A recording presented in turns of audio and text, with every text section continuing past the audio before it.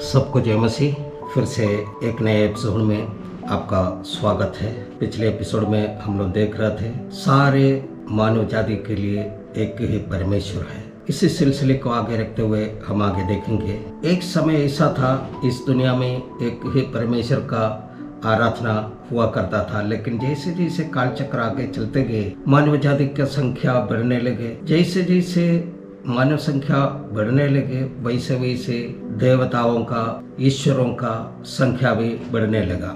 अभी हम एक ऐसा दौर में है जहाँ पर अनेकों देवी देवताओं का आराधना होते हैं। उसके साथ साथ में भी स्वयं घोषित भगवान रोज पैदा हो रहा है। हजारों लाखों संख्या में पढ़े लिखे बेवकूफ लोग और साधारण मासूम लोग भी ये स्वयं घोषित भगवान का पीछे चलते हैं। इसका नतीजा ये हुआ कि बड़े दुख के साथ में कहना पड़ रहा है, हम मनुष्य का भी भगवान के नाम पर, कभी धर्म के नाम पर, तो कभी जाति के नाम पर, कभी रंग भेद में आपस में लड़ते रहते हैं। सच्चाई ये है, एकमात्र सनातन सर्वशक्तिमान सर्वज्ञानी सर्वव्यापी परमेश्वर का इसमें कोई भागीदारी नहीं है। प्राचीन संस्कृतियों का उत्पत्ति का नाम से परिचित है नील नदी तट का संस्कृति। वहां पर प्रचलित मुख्यतः 3 देवताओं का नाम था, ओसाइरिस, ता और एक कम प्रचलित पशु देवता था जिसका नाम था आमोन। इसके अलावा भी छोटी बड़े बहुत देवी देवताओं का ये लोग आराधना करते थे। उसी में से मुख्यतः आइसिस, होरस, सेत, रे, हाथोर, अनुबिस, थोथ, बास्टेट इत्यादि है। इजिप्ट के अति शक्तिशाली राजाओं के शासन के समय में नील नदी तट पर इन देवी देवताओं का आराधना करने वाले लोगों के बीच में खड़े होकर इस्राएल के महान भविष्यवक्ता मूसा ने इस प्रकार घोषणा करता है कि हे इस्राएल सुन, तुम्हारा परमेश्वर एक ही है। ये घोषणा थी BC 1450 में। उसके बाद BC 1375 में एक इजिप्शियन सम्राट अखेनाटेन अपने राज्यों में ये घोषणा करवाया, परमेश्वर एक ही है, वो है प्रकाश का परमेश्वर और उसकी आराधना की जाए। पहली सदी में ईसाई लोग सारे दुनिया में ये संदेश फैलाया है कि परमेश्वर एक ही है। हमारा इस सदी में जीने वाला एक प्रमुख व्यक्ति थे डॉक्टर सर्वपल्ली राधाकृष्णन। उनका समय में उन्होंने ये घोषणा किया था कि परमेश्वर एक ही है। अब हम वेद और उपनिषद में आ जाए, वहां पर भी यही बताता है कि परमेश्वर एक ही है। मैं कोई विवाद के लिए ये बात नहीं कर रहा, हमने गूगल में सर्च किया तो जो पाया हुआ बात है उसी को यहाँ पर बता रहा। In Vedas it is mentioned that there is only one God who is bodyless and whose image can't be made, who is the God of all gods according to the Vedas and Upanishads. In Hindu Vedic religion, there is only one supreme God, which existed 2 different levels of reality. Vedas call it by the name of Brahman, Parabrahma. Hindus worship this supreme God both in personal and impersonal form. ये Google में लिखा हुआ बात यहाँ पर जिक्र किया है। तो हम पवित्र शास्त्र बाइबल में विश्वास रखने वाला एक ही परमेश्वर जो सर्वशक्तिमान है, सर्वज्ञानी है, सर्वव्यापी है और सनातन है, उस पर हम विश्वास करते हैं।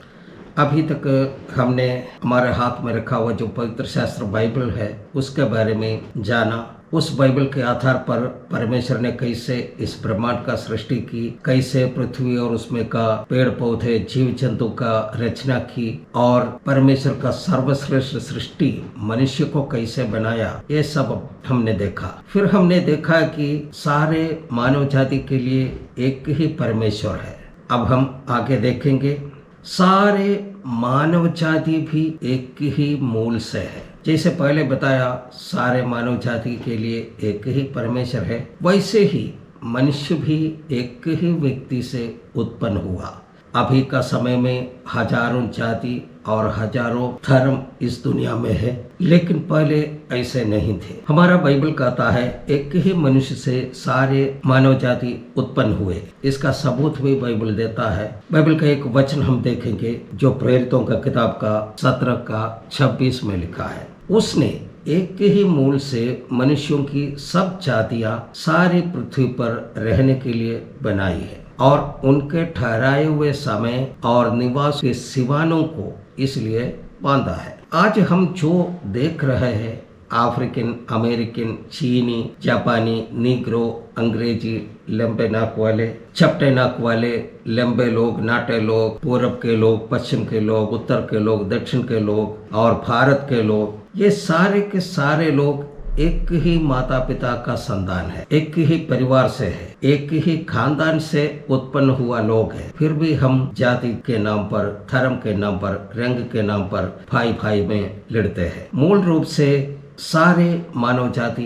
एक है। ये सच्चाई को जानने के लिए हमको कहीं और जाने का जरूरत नहीं, बल्कि हमारे हाथ में जो रखा हुआ बाइबल है उसी को देखने का जरूरत है। परमेश्वर जातियों को नहीं बनाया है, परमेश्वर धर्मों को नहीं बनाया है। ये एकमात्र परमेश्वर धर्मों से और जातियों से ऊपर है और वह मनुष्यों में कोई भेदभाव नहीं कर सकते हैं। कुछ सालों से ये सुनने को आता है कि तुम ईसाई है, तुम लोग विदेशी है, तुम भारत छोड़कर चले जाओ। अगर भारत का इतिहास पढ़ेंगे तो ये बात जो बोलने वाले हैं वे लोग पहले भारत छोड़ के जाना होगा। कितना बेवकूफ़ी वाला बात करते हैं ये लोग। इतिहास को जाने बिना ये बताते हैं कि ईसाई विदेशी है। सही है, इसका पूरा का पूरा सबूत हमारा बाइबल के अंदर में लिखा हुआ है। इसलिए हम बताना चाहते हैं बाइबल एक धर्म ग्रंथ नहीं है, बाइबल एक ऐतिहासिक ग्रंथ भी है। इसमें भूतकाल, वर्तमान काल और भावी काल के बारे में लिखा हुआ है। इन सब कालों के बारे में बहुत ही